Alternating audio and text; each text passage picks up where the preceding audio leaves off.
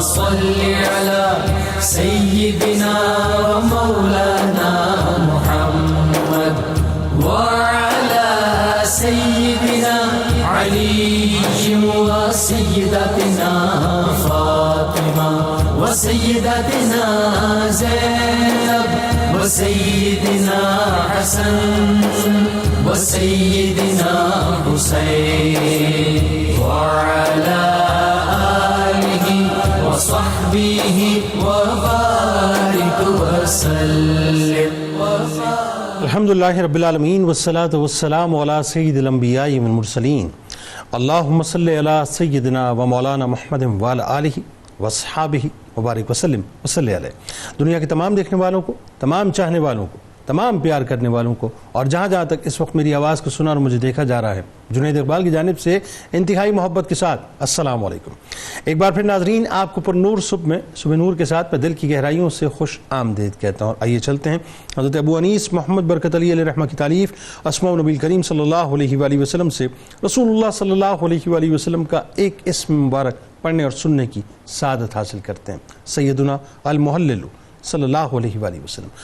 ہمارے سردار لا الہ الا اللہ پڑھنے والے، درود و سلام بھیجے اللہ آپ صلی اللہ علیہ وآلہ وسلم پر، آپ صلی اللہ علیہ وآلہ وسلم کے آل پاک پر، اور صحابہ کرام رضوان اللہ تعالیٰ علیہم اجمعین پر. حضرت عبداللہ ابن عمر رضی اللہ تعالیٰ عنہ سے روایت ہے کہ حضور نبی کریم صلی اللہ علیہ وآلہ وسلم جب بھی عمرہ یا جہاد سے واپس تشریف لاتے تو آپ صلی اللہ علیہ وآلہ وسلم کسی بلند پہاڑی یا ٹیلے پر تشریف لے جاتے اور 3 بار تکبیر یعنی اللہ اکبر اللہ اکبر اللہ اکبر کی صدا بلند فرماتے، اور اس کے بعد فرماتے کہ اللہ کے سوا کوئی معبود حق نہیں، وہ اکیلا ہے، اس کا کوئی شریک نہیں، اور ساری بادشاہت اسی کی ہے. ناظرین کرام، آج ایک ایسی ہی پاک اور مطہر ہستی، انتہائی بلند ہستی کی بارگاہ میں، جنہوں نے اپنے دل پر، اپنے قلب پہ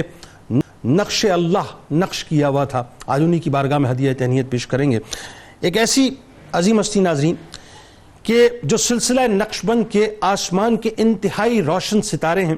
عشق رسول صلی اللہ علیہ وآلہ وسلم اور عشق اہل بیت اطہار علیہ السلام کا مرقع یہ وہ ہستی ہیں جن کی آمد سے پہلے آمد کی بشارت بڑے بڑے اولیاء کرام نے دی. یعنی جن کا شہر بخارا جن کی خوشبو سے، جن کے آنے کا پتہ دیتا تھا، جن کے دم قدم سے ایک گاؤں قصر ہندوا قصر عارفہ میں تبدیل ہو گیا. سلسلہ نقش بندیہ کی سرداری کا تاج سر اقدس پہ سجائے ہوئے بابا سماسی رحمت اللہ علیہ اور حضرت سیدنا امیر کلال رحمت اللہ علیہ کی آغوش تربیت میں پروان چڑھنے والی یہ وہ ہستی ہیں ناظرین جو امام جعفر صادق علیہ السلام اور حضرت ابو بکر صدیق رضی اللہ تعالی عنہ کا فیضان اپنے دامن میں سمیٹے اویسی رنگ میں مکمل طور پر رنگے ہوئے تھے. اللہ کے سوا ہر چیز کا نقش اپنے دل سے مٹا دینے والے شاہ نقش بند کا زمانہ ولایت ناظرین امت مسلمہ میں تصوف کے عروج کا زمانہ تھا. اسی دور میں حضرت سید علی حمدانی رحمت اللہ علیہ کشمیر میں نور معرفت کی شمع جلائے ہوئے تھے. اسی دور میں حضرت مخدوم جہانیہ جہاں گشت سہروردی رحمت اللہ علیہ سندھ اور پنجاب کے قبائل اور جاٹوں کو توحید کا جام پلا رہے تھے، اور حضرت شاہ نقش بند رحمت اللہ علیہ وسطی ایشیا میں یعنی سینٹرل ایشیا میں توحید کا پرچم بلند کیے ہوئے تھے.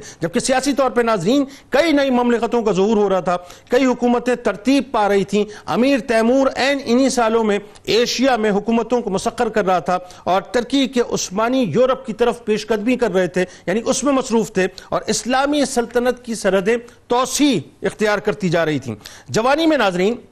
مزارات صالحین پر حاضر ہو کر وہاں مراقبے کو اپنا معمول بنا لینے والے سید گھرانے کے اس چراغ پر جلد ہی ایسے ایسے راز منکشف ہونے لگے جس کو حاصل کرنے کے لیے سالکان طریقت سالہ سال گزار دیا کرتے ہیں، تب بھی ان کو وہ مقام نہیں ملتا جو مقام آپ کو اللہ نے عطا کر دیا. دنیا سے بے نیازی آپ رحمت اللہ علیہ کی طبیعت کا خاصہ تھی. ہر حال میں شریعت پر ثابت قدمی یعنی شریعت پر ثابت قدم رہنا، سنتوں پر عمل کرنا، انتہائی درجے کا عمل کرتے تھے ناظرین. ناظرین، اور بدعات سے بچنا، ہر دم سنت رسول صلی اللہ علیہ وآلہ وسلم اور آثار صحابہ کرام رضوان اللہ تعالیٰ علیہم اجمعین کی تلاش میں رہنا آپ رحمت اللہ علیہ کا طریق تھا۔ حضرت خواجہ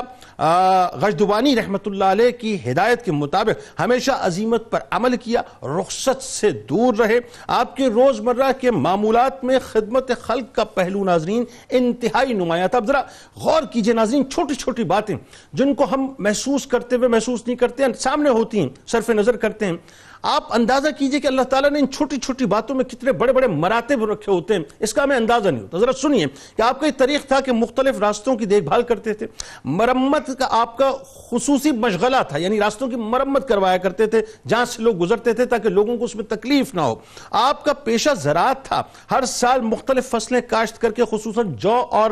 ماش کی کاشت کیا کرتے تھے اور اسے گھر میں لا کر لنگر کا باقاعدہ اہتمام کیا کرتے تھے۔ آپ کے فقر کا یہ عالم تھا کہ شہر بھر میں کوئی آپ کا ذاتی مکان نہ تھا، کسی کے مکان میں رہائش اختیار کرتے، سردیوں میں فرش پر گھاس بچھائی جاتی اور گرمیوں میں بوریا بستر ہوتا، گھر میں کوئی خادم تک نہ تھا، گھر کے سارے کام اتباع رسول صلی اللہ علیہ وآلہ وسلم میں خود کرتے، اکثر کھانا خود بنایا کرتے تھے اور مہمان نوازی ہر درجے کی کیا کرتے تھے۔ مہمان کی خدمت کے لیے بہت زیادہ اہتمام فرمایا کرتے تھے، خصوصی چراغ مہمان کے سامنے رکھتے اور خود کھڑے ہو کر ان کو کھانا کھلایا کرتے تھے۔ یہ بہت چھوٹی بظاہر باتیں ہیں ناظرین، لیکن ذرا اس میں مراتب دیکھیے کتنے بڑے بڑے پوشیدہ ہیں کہ آپ کے لنگر پکانے والوں کو یہ ہدایت تھی کہ غصہ، کراہت یا غفلت کے عالم میں کھانا نہ بنانا، کیونکہ اس طرح کے کھانے میں برکت نہیں ہوتی۔ کوئی ہدیہ پیش کرتا اسے بخوشی قبول فرما لیتے، لیکن ساتھ ہی اس کے بدلے اس پر احسان یا نیک سلوک کیا کرتے۔ آپ فرماتے تھے کہ جب میرا آخری وقت آئے گا تو میں سب کو مرنا سکھاؤں گا۔ چنانچہ جب وفات کا وقت قریب آیا تو دعا کے لیے آپ نے ہاتھ اٹھا دیے اور دیر تک دعا مانگتے رہے۔ جب دونوں ہاتھ چہرے پر پھیرے تو جان آفری کے سپرد کر دیا، نہیں بتا دیا کہ جس وقت یہ جو سانسوں کی ڈور ٹوٹنے والی ہو اس وقت تعلق اللہ کے ساتھ جڑا ہونا چاہیے۔ اللہم صلی علی سیدنا و مولانا محمد وعلی سیدنا علی و سیدتنا فاطمہ و سیدتنا زینب و سیدنا حسن وسيدنا حسين وعلى آله وصحبه وبارك وسلم اللهم صل على سيدنا ومولانا محمد وعلى سيدنا علي وسيدتنا فاطمة وسيدتنا زينب وسيدنا حسن وسيدنا حسين وعلى آله وصحبه وبارك وسلم۔ کیسی کمال ہستی، سینٹرل ایشیا کے اندر ظاہر ہے آپ نے جو کام کیا۔ بہاؤالدین نقشبند رحمۃ اللہ علیہ کے بنیادی تعارف اور ولایت سے پہلے، یعنی جو آپ یوں کہیے کہ ولادت سے پہلے جو ولایت کی آپ کی خوشخبری تھی حضرت شیخ عبد القادر جیلانی رضی اللہ تعالیٰ عنہ کی طرف سے اور بابا سماسی رحمۃ اللہ علیہ کی طرف سے خاص نظر عنایت، بتائیے۔ جی بہت شکریہ، اور آپ نے اپنے انٹرو میں بھی ماشاءاللہ بہت خوبصورت انداز میں اور جامع انداز میں آپ کی شخصیت کا تعارف فرمایا۔ حضرت خواجہ خواجگان خواجہ بہاؤالدین نقشبند بخاری رحمۃ اللہ تعالی علیہ، آپ کی ذات اور آپ کی شخصیت کسی تعارف کی محتاج نہیں۔ آپ ایک پورے روحانی سلسلے کے بانی، سلسلہ نقشبندیہ کے بانی آپ ہوئے۔ اور پھر یہ کہ آپ کی اگر شخصیت کو دیکھیں، خاندان کو دیکھیں، آپ کی ذات کو دیکھیں، آپ کے مجاہدات اور ریاضات کو دیکھیں، ہر اعتبار سے آپ بے مثل اور بے مثال نظر آتے ہیں۔ سلسلہ نسب کے اعتبار سے آپ سادات خاندان سے تعلق رکھتے ہیں، اور حضرت امام حسن عسکری علیہ السلام ان کے واسطے سے آپ پھر حضرت امام جعفر الصادق، امام زین العابدین، یہ آپ کا عالی سلسلہ نسب۔ تو جن رگوں میں آقا علیہ الصلوۃ والسلام کی آل پاک کا خون ہو، ان کی روحانی ترقیوں کا اور بلندیوں کا عالم کیا ہو۔ یہ وجہ ہے نا کہ وہ جو جیسے میں نے عرض کیا نا کہ بڑے بڑے سالکین جو ہیں وہ جس منزل کو پاتے پاتے ایک پوری عمر گزارتے ہیں، اللہ تعالیٰ نے اس نسب پاک کے صدقے آپ کو وہ منزلیں فوراً عطا کر دی۔ یقیناً وہ ان نفوس قدسیہ کے اندر وہ بنیادی جوہر ایسی شان کے ساتھ موجود ہوتا ہے کہ وہ تھوڑا سا بھی پالش ہو جائے تو پھر بلندیاں اور مراتب کہاں سے کہاں پہنچا دیتے ہیں۔ سبحان اللہ، سبحان اللہ۔ تو آپ کا یہ سلسلہ نسب، پھر آپ کے جو آباء و اجداد تھے وہ ان کا جو وطن تھا اصلی وہ تاجک تھے، تاجکستان میں رہنے والے تھے، ٹھیک ہے، لیکن وہ پھر منتقل ہوئے تھے یہاں بخارا میں، تو آپ کے آباء و اجداد یہاں بخارا میں تشریف فرما ہوئے، تو قصر عارفاں میں آپ کی ولادت باسعادت ہوتی ہے، اور آپ کی ولادت باسعادت بھی 4 محرم الحرام میں ہے اور 718 ہجری کے اندر ہے، تو محرم الحرام کے ساتھ بھی یوں آپ کو ایک نسبت ہو جاتی ہے جو امام علی مقام رضی اللہ تعالیٰ عنہ اور اہل بیت اطہار کے ساتھ ایک نسبت ہے۔ تو آپ کے بارے میں بشارات جو ہیں یوں تو کثیر ہیں، لیکن ایک تو بشارت حضور غوث پاک رضی اللہ تعالیٰ عنہ کی، آپ کا بخارا سے گزر ہوا، اور آپ جب بخارا قریب اس گاؤں کے قریب سے گزرے تو آپ نے اس بستی کی طرف دیکھ کے فرمایا، مسکرائے اور فرمایا مجھے یہاں سے ایک اپنے بیٹے کی خوشبو آ رہی ہے، اور وہ اپنے دور کے اندر اس مقام اور مرتبے کو پہنچیں گے کہ ولایت ان پر ختم ہو جائے گی۔ اسی طرح آپ کے بارے میں حضرت محمد بابا سماسی رحمت اللہ تعالیٰ علیہ انہوں نے بھی بشارت دی، اور انہوں نے پھر چونکہ طویل عمر پائی تو انہوں نے خود ہی بشارت دی آپ کے بارے میں کہ مجھے خوشبو آتی ہے ایک ایسے فرزند کی، ایک ایسے مرد حق کی، ایک ایسے عارف باللہ کی، ایک ایسے کامل کی، کہ مجھے خوشبو آ رہی ہے ان کی کہ وہ اپنے زمانے کے اندر ولایت کے عالی مرتبہ تک پہنچیں گے۔ اور پھر آپ نے انہیں پایا، آپ کی ولادت باسعادت ہوتی ہے، اور حضرت بابا محمد سماسی رحمت اللہ تعالیٰ علیہ بحیات ہیں، لیکن پھر چونکہ فوراً بعد آپ کا وصال ہو جاتا ہے، آپ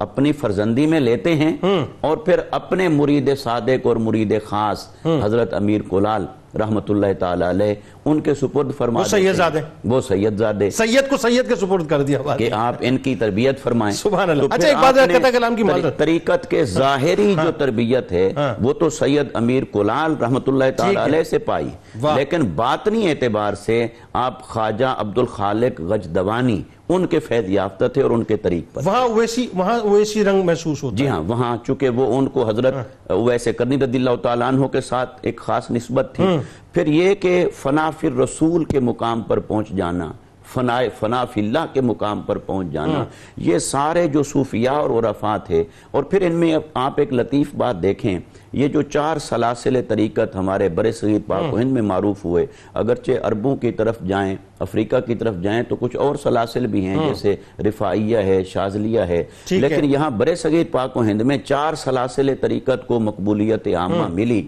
اور ان 4 میں آپ دیکھیں تو حضور سیدنا غوث العظم رضی اللہ تعالیٰ عنہ،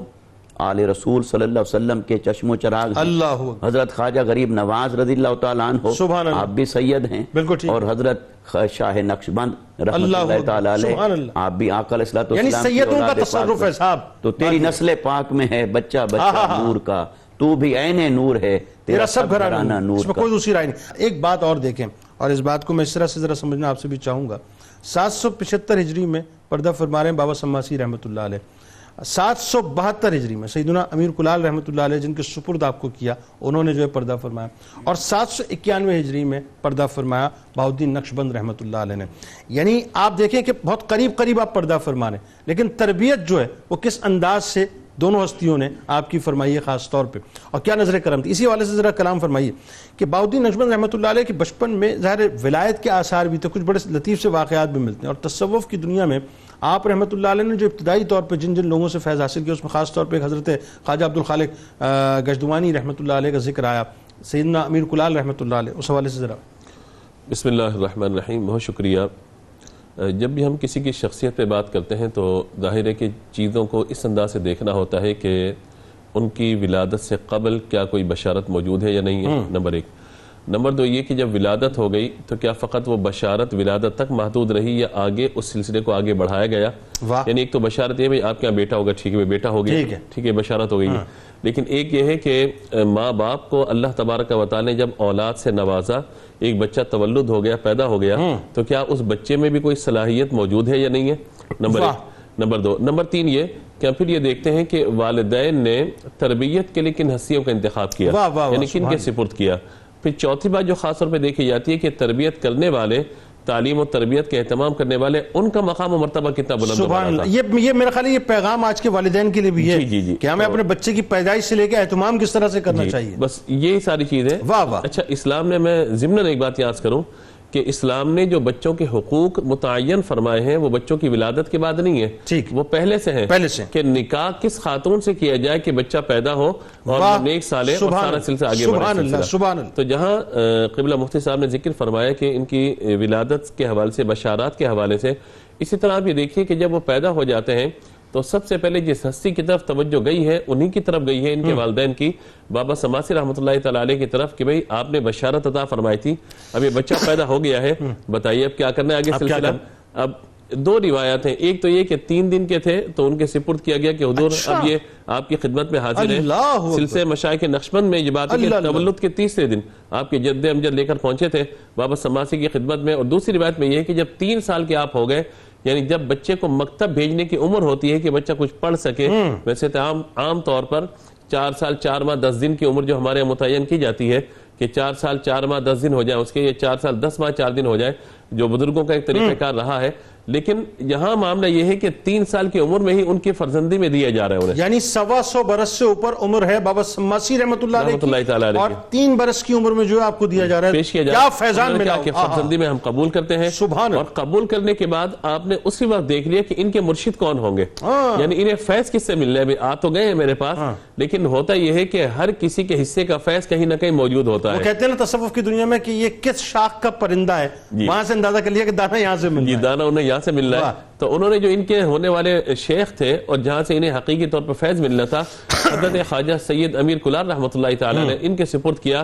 اور ظاہر ہے کہ وہ اپنے شیخ سے فیض یافتہ تھے، تو انہوں نے پھر ان کی تربیت کا اہتمام و انتظام کیا۔ اور پھر آپ یہ دیکھیے کہ یہ سلسلہ چلتا ہے، اور خاص طور پر یہاں پہ جیسا کہ نقشبند سلسلے کا ذکر کیا، تو آپ جو ہے وہ اس سلسلے کے ایسے روح رواں ہیں کہ اس سلسلے کی جتنی تعلیمات ہیں وہ پھر آپ ہی کے ذریعے لوگوں تک پہنچی ہیں۔ سبحان اللہ۔ پہلے بچپن کے بھی کچھ واقعات بتائیں جو ولایت کے آثار آپ نے نمایاں ہوئے۔ ولایت کے آثار کے اعتبار سے بات بیان کی جاتی ہے کہ آپ کی والدہ محترمہ بات بیان کرتی ہیں کہ آپ کی عمر جو ہے وہ 4 سال 1 ماہ کے قریب ہے، تو ہمارے گھر پہ جو ایک گائے موجود تھی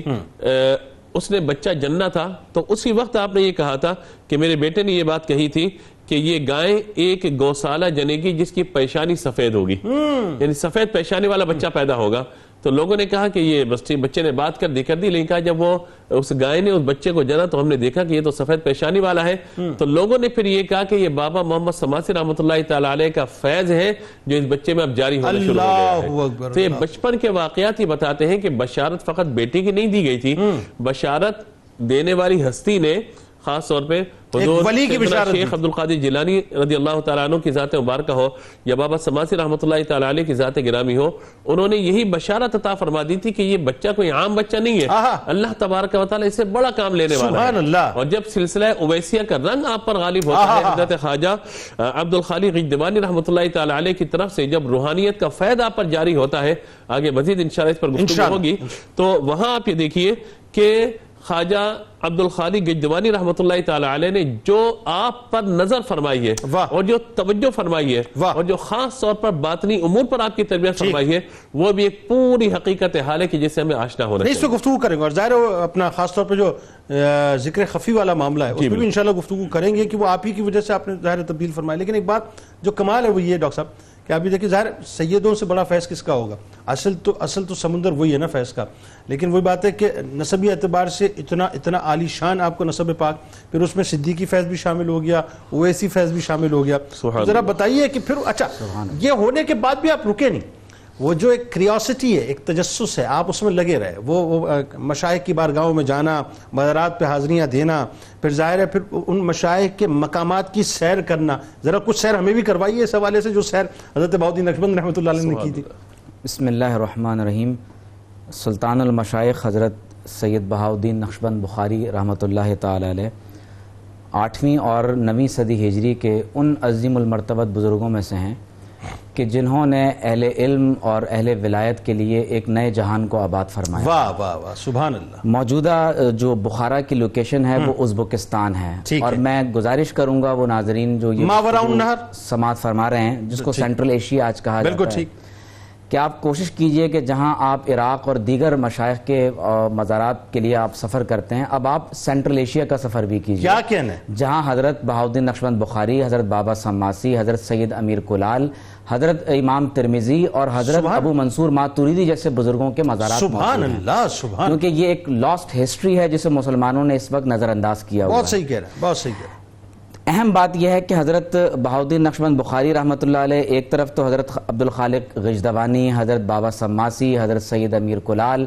ان مشائخ سلاسل اولیاء سے جو نقشبندی بزرگ ہیں ان سے استفادہ کر رہے ہیں. ٹھیک ہے. اور خاص بات یہ ہے کہ ان کو نقشبند اس لیے بھی کہا جاتا ہے کہ وہ اللہ تبارک و تعالی کا نام اسم اعظم اپنے لوگوں کے دلوں پر نقش کر دیا کرتے تھے. واہ واہ سبحان. یعنی ایک تو نقش وہ ہے جو نقش و نگاری یعنی کپڑوں پر کی جاتی ہے, اس کا حوالہ مفتی صاحب بھی فرما رہے ہیں, لیکن وہ نقش جو وہ دلوں پر بناتے ہیں وہ دراصل اللہ تبارک و تعالی کے اسم جلالت اللہ کا ہے. سبحان اللہ. پھر آپ دیکھیے کہ آپ نے جن مشائخ سے استفادہ کیا ان میں خاص طور پر ان بزرگوں کے علاوہ حضرت مولانا عارف دی کے کراں رحمۃ اللہ تعالی علیہ کی ذات مبارک ہے, اور تقریباً 7 برس آپ ان کی خدمت سر انجام دیتے رہے. سبحان اللہ. اس سے ہمارے لیے جو انسپریشن ہے نوجوانوں کے لیے خاص طور پر وہ یہ ہے کہ کسی ایک بزرگ, کسی ایک شیخ کی خدمت میں حاضر ہو کر پوری زندگی صرف نہ کرو بلکہ سفر کرو. اللہ تبارک و تعالیٰ کی زمین میں بہت وسعت ہے, ان تمام مشائخ اور اولیاء سے استفادہ ضرور کرنا چاہیے. 7 برس ان کی خدمت میں رہے, اور عالم یہ تھا کہ شیخ نہر کے ایک اونچے کنارے پر وضو کرتے تھے, آپ نچلے کنارے کی طرف وضو کرتے, اور مسلسل خدمت کا عالم یہ تھا کہ ایک مرتبہ شیخ نے خربوزہ کھانے کے بعد آپ کی طرف چھلکا پھینکا تو آپ نے تبرکن اسے بھی تناول کر لیا, اور ایک ہی نشست میں 3 مرتبہ شیخ نے وہ خربوزہ آپ کی طرف پھینکا اور آپ نے اسی طرح سے تناول فرمایا. 7 برس اس طرح خدمت سر انجام دیتے رہے. اسی طرح سے حضرت شیخ خلیل عطا رحمۃ اللہ علیہ کی خدمت میں آپ تقریباً 12 برس تک حاضر رہے, اور بعد میں جب انہیں سلطنت ملی تو آپ ان کی خدمت عالیہ میں وہاں بھی حاضر رہے. میں خاص طور پر توجہ دینا چاہتا ہوں مشائخ کے مقامات کی سیر کے بارے میں. بتائیے. یہاں پر سیر سے مراد وہ دنیاوی سیر نہیں جس سے ہم سیر سپاٹا سے ہم جو ہے وہ تعبیر کرتے ہیں, اور نہ مقامات سے مراد ظاہری طور پر ان کے مزارات پر حاضر ہونا ہے. منصور حلاج رحمۃ اللہ علیہ کا لازمی بتانا ہے آپ نے, حضرت خضر علیہ السلام کا. اب آپ دیکھیے کہ یہاں مشائخ کے مقامات سے مراد دراصل مشائخ کے وہ مقامات ہیں جو انہوں نے روحانیت کے اندر طے فرمائے ہیں. یہاں مراد ان کے مزارات نہیں ہیں. خاص طور پر آپ نے حضرت شیخ منصور حلاج, حسین بن منصور حلاج, حضرت اویس قرنی, حضرت سلطان بایزید بستامی, حضرت جنید بغدادی رحمۃ اللہ تعالی علیہ, اور ان کے ساتھ ساتھ آپ نے خاص طور پر جو انبیاء کرام علیہ السلام کے اقدام ہیں, کیونکہ ہمارے ہاں اولیاء کے اندر جب مقامات کی بحث کی جاتی ہے تو کہا جاتا ہے کہ یہ شخص قدم فلاں بزرگ پر ہے, یہ قدم حضرت موسیٰ علیہ السلام پر ہے, یہ قدم حضرت مسیح علیہ السلام پر ہے, یا یہ حضرت مسیح علیہ السلام کے قلب مبارک سے فیض پا رہا ہے. تو شیخ یہ فرماتے ہیں کہ میں ان مقامات کی سیر کرتے کرتے ایک ایسے مقام پر پہنچا جو سب سے بلند اور بالا مقام تھا, اور مجھے اس بات کی وہاں پر نشاندہی کرا دی گئی کہ یہ محمد الرسول اللہ صلی اللہ علیہ وسلم کی بارگاہ ہے, لہذا یہاں پر ادب کے ساتھ حاضر ہونا ہے. حضرت بہاؤالدین نقشبند بخاری علیہ رحمہ نے حضرت امام حکیم ترمذی علیہ رحمہ سے بھی استفادہ کیا, اور یہ وہ صاحب ہے جنہوں نے ختم الاولیاء کتاب رقم فرمائی. شیخ اکبر محی الدین ابن عربی علیہ رحمہ نے ان مقامات کے بارے میں یہ لکھا ہے کہ ایک تو ولایت وہ ہے جو ولایت عامہ ہے, ٹھیک ہے, لیکن ان مقامات میں ایک مقام وہ ہے جو ولایت عامہ اور ولایت خاصہ محمدیہ کا مقام ہے. تو حضرت بہاؤالدین نقشبند بخاری رحمۃ اللہ علیہ نے ان تمام تر مشائخ کے روحانی طور پر ان مقامات کی سیر فرمائی. اللهم صل على سيدنا ومولانا محمد وعلى سيدنا علي وسيدتنا فاطمة وسيدتنا زينب وسيدنا حسن وسيدنا حسين وعلى آله وصحبه وبارك وسلم اللهم صل على سيدنا ومولانا محمد وعلى سيدنا علي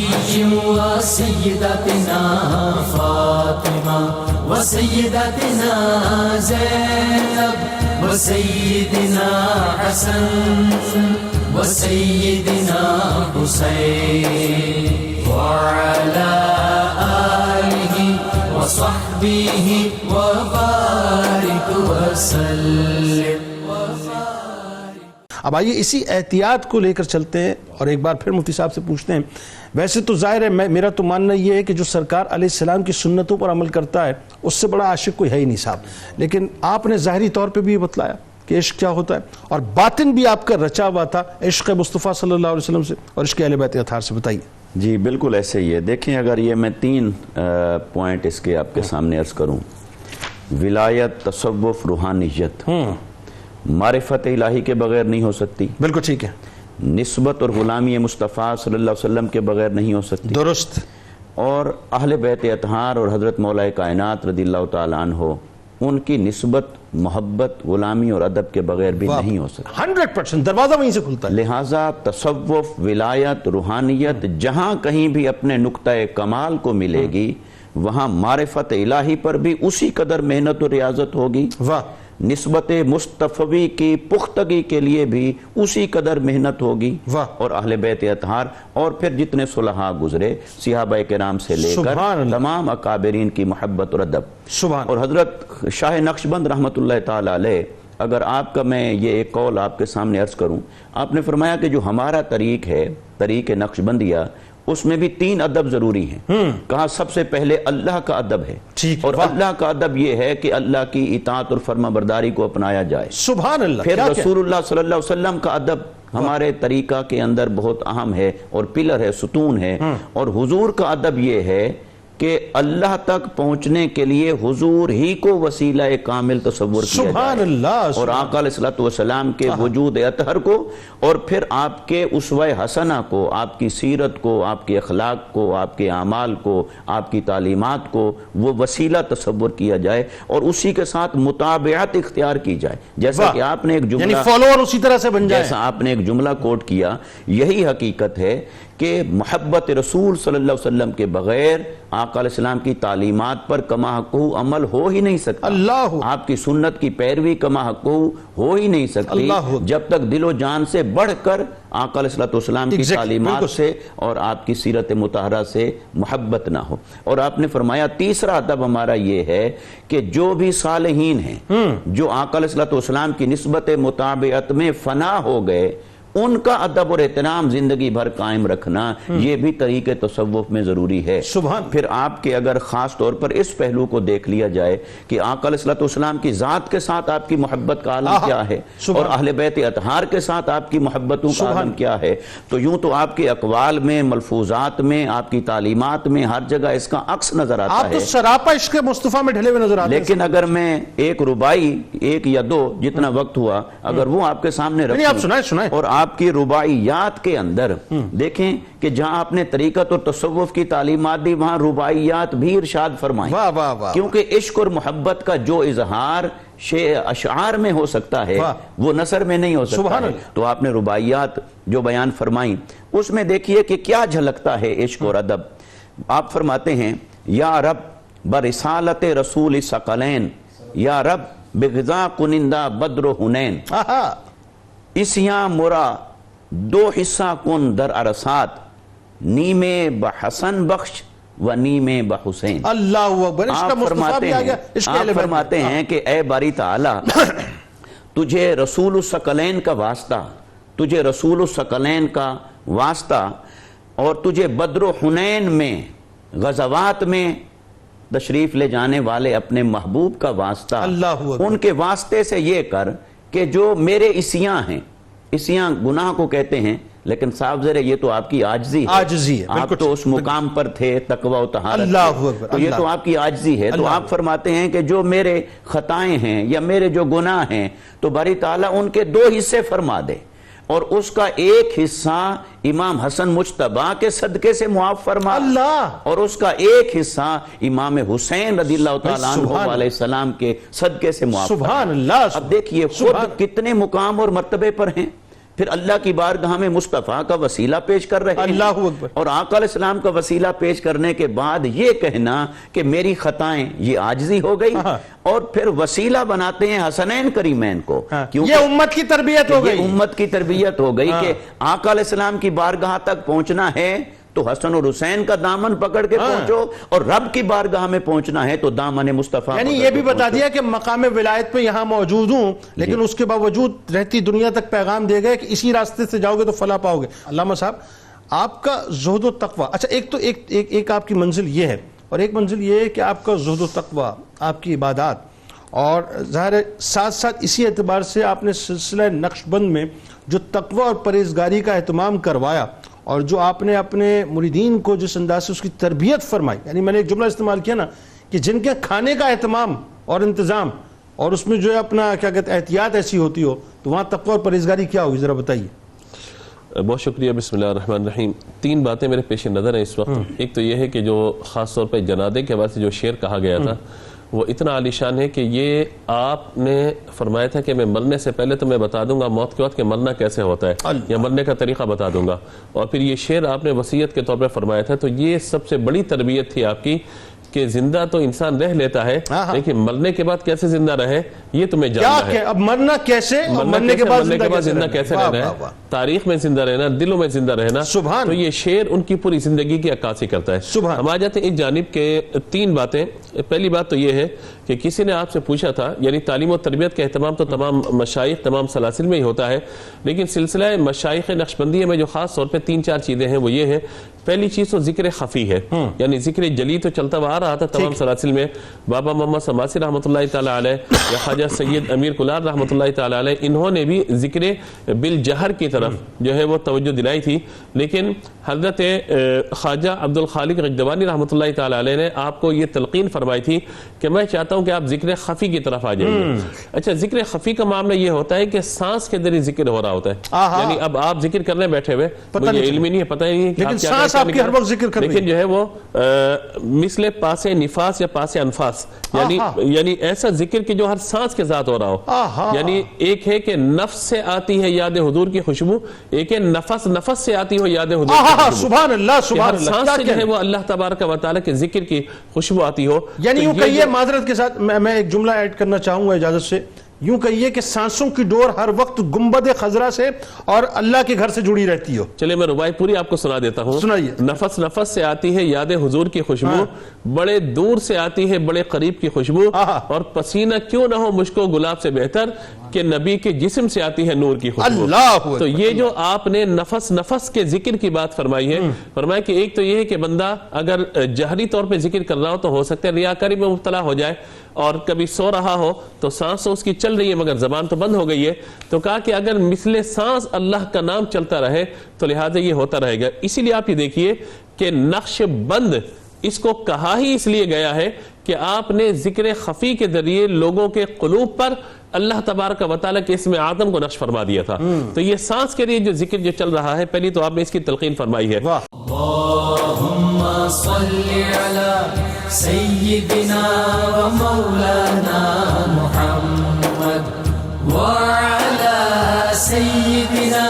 علی و سیدتنا فاطمہ و سیدتنا زینب و سیدنا حسن و سیدنا حسین وعلی آلہ وصحبہ وبارک وسلم۔ اللہم صلی علی سیدنا و مولانا محمد وعلی سیدنا علی و سیدتنا فاطمہ و سیدتنا زینب و سیدنا حسن و سیدنا حسین وعلی آلہ وصحبه وبارك وسلم. فائنلی ڈاکٹر صاحب آپ کا فقر و فاقہ، مطلب کمال بات یہ کہ فرائض کی پابندی، سنتوں کی پابندی، رزق حلال، صدق مقال، فقر و فاقہ، پھر دسترخوان آپ کا، یعنی ایک طرف آپ کا فقر و فاقہ اور دوسرا جو آپ کاشت کر رہے ہیں اپنا جو اور معاش، وہ پورا دسترخوان میں سجا دینا. اور آپ کی جو ملفوظات اور تعلیمات ہیں وہ ایسے ہیں کہ اگر میں سمجھتا ہوں کہ اگر اس وقت ہم اس کو اپنا منشور بنائیں تو زندگی ہمارے لیے بہت آسان ہو جائے. ڈاکٹر صاحب دیکھیے جنید بھائی، مشائخ نقشبند اور خاص طور پر حضرت سید بہاؤالدین نقشبند بخاری رحمۃ اللہ علیہ کی تعلیمات اور آپ کے ارشادات کا نچوڑ ہے تقوی اور اتباع شریعت، واہ، خدمت، محبت شیخ، صحبت شیخ، اللہ تبارک و تعالیٰ کا ذکر اور عشق رسول صلی اللہ علیہ وسلم. سبحان اللہ. پھر آپ فرماتے ہیں کہ ہوش در دم اپنے ہر سانس پر نظر رکھو، واہ، نظر بر قدم اپنے ہر قدم کی طرف نگاہ رکھو، واہ، خلاف شریعت تو نہیں. واہ واہ واہ واہ، خلوت در انجمن، تم رہو انجمن میں لیکن دل میں اللہ کا ذکر ایسے کرو کہ واہ واہ واہ، کیا اچھی اور بات. پھر فرماتے ہیں یاد کر، ہر وقت اللہ کے ذکر میں رہو، نگہداشت اپنے دل کی نگہداشت کرتے رہو، یادداشت اللہ تبارک و تعالیٰ کے تمام تر مظاہر فطرت میں غور و فکر کے ساتھ اس کی یاد میں مگن رہو. یہ آپ کی وہ بنیادی تعلیمات ہیں کہ جس نے آپ کے سلسلے کو دیگر سلاسل سے ممتاز کر یعنی دیا. یوں کہیے کہ لوگوں کی محافل میں جسمانی طور پہ حاضر رہو لیکن سرکار علیہ السلام کی بارگاہ میں ہر وقت حضوری میں رہو. دست بکار ہو لیکن دل بیار ہو. واہ واہ واہ، یہ کیا آپ کی اچھی تعلیمات بات کا خلاصہ. کیا اچھی بات. تو آپ فرماتے ہیں کہ ہم فقر سے محبت کرتے ہیں. فقر سے مراد ہے اللہ تبارک و تعالیٰ کا محتاج ہونا. اللہ نے فرمایا اللہ غنی وانتم الفقراء، کہ تم سب اللہ تبارک و تعالیٰ کے محتاج. اور آپ خود فرمایا کرتے تھے کہ ہم ہر چیز کے یعنی اخذ کرنے میں، یہاں تک کہ کھانا کھانے میں بھی ہم حلال کے ساتھ ساتھ اس بات کا اہتمام کرتے ہیں کہ ہمارے پیٹ میں کوئی شبہات پر مبنی لقمہ نہ چلا جائے. اور پھر آپ نے یہاں تک ارشاد فرمایا ہے کہ حدیث میں ہے کہ عبادت کے 10 اجزاء ہیں جن میں سے 9 طلب حلال ہیں اور باقی ایک عبادات کے اندر یعنی آپ بتانا یہ چاہتے ہیں کہ اگر تم نے رزق حلال کو طلب نہیں کیا تو پھر تمام تر تمہاری عبادات اکارت ہو سکتی ہیں. آپ غور کیجئے جنید بھائی کہ آپ نے رزق حلال کے لیے اتنا اہتمام کیا ہے کہ آپ خود کاشتکاری کیا کرتے تھے. یعنی اس میں صرف یہ بات نہیں ہے کہ آپ اپنی اور دوسروں کی خدمت کر، نہیں، اس کی بنیادی جو حکمت ہے وہ یہ ہے کہ کہیں ایسا نہ ہو کہ جو شخص کاشتکاری کرنے والا ہے وہ رزق حرام کے اندر کہیں ملوث نہ ہو. خود اپنے ہاتھ سے کاشتکاری کرتے تھے، خود اناج بوتے تھے، خود آپ چکی پیستے تھے، خود روٹی پکاتے تھے اور پھر خود تناول بھی کرتے تھے اور دیگر لوگوں کو بھی کھلاتے تھے. اسی لیے آپ کے دسترخوان کے عالم کے بارے میں کہا جاتا ہے کہ بہت بڑا دسترخوان ہوتا تھا اور کھانے کے وقت میں آپ 2 قسم کے اہتمام کیا کرتے تھے. ایک تو یہ کہ دسترخوان جب بچ جائے تو ہر آدمی کو خود کھانا فراہم کرتے تھے اور پھر ساتھ ساتھ ان کے دلوں پر توجہ رکھتے تھے. کتاب الشفا کی جانب چلتے ہیں. کلمہ شہادت کی فضیلت. فرمان مصطفیٰ صلی اللہ علیہ وسلم، جو شخص دن میں 100 مرتبہ یہ کلمہ پڑھتا ہے تو اسے 10 غلام آزاد کرنے کا ثواب ملتا ہے. 100 نیکیاں اس کے نامہ اعمال میں لکھ دی جاتی ہیں اور اس دن شیطانی حملوں سے محفوظ بھی رہتا ہے. حضرت علی کرم اللہ وجہ الکریم کا قول مبارک، اپنے دن کا آغاز صدقہ دینے سے کرو. جس دن کا آغاز صدقہ دینے سے کرو گے اس دن آپ کی کوئی دعا رد نہیں ہوگی انشاءاللہ. عشق احمد کی ہنسی تصویر شاہ نقشبند،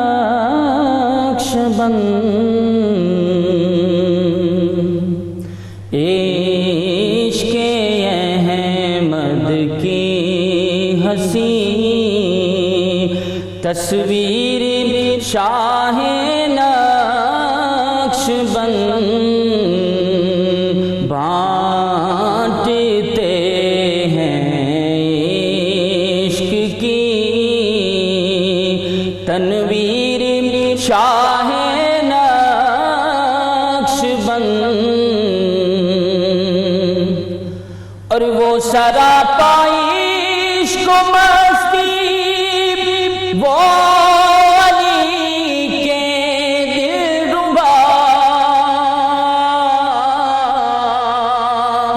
وہ سراپا عشق و مستی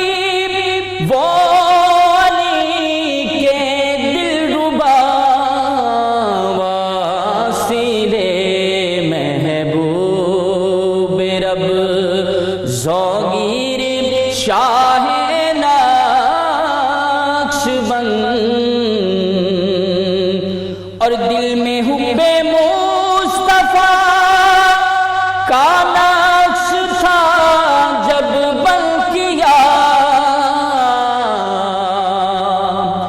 دل میں حب مصطفیٰ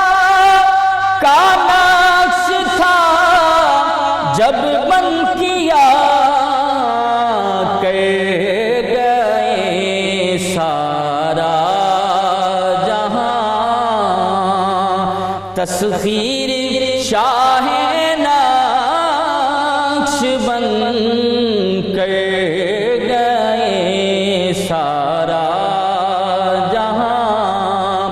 تسخیر شاہ نقش بن، اور پے کریں سنت عظیمت آشنا کتب جلی،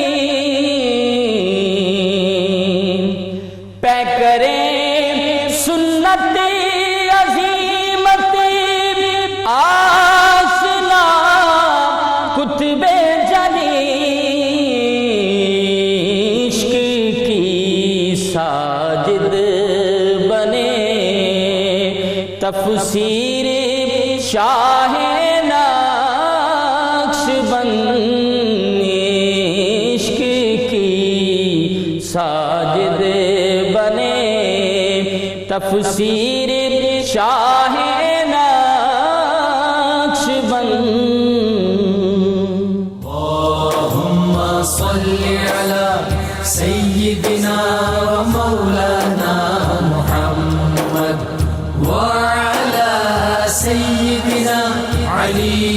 وسيدتنا فاطمة وسيدتنا زينب وسيدنا حسن وسيدنا حسين وعلى آله وصحبه وبارك وسلم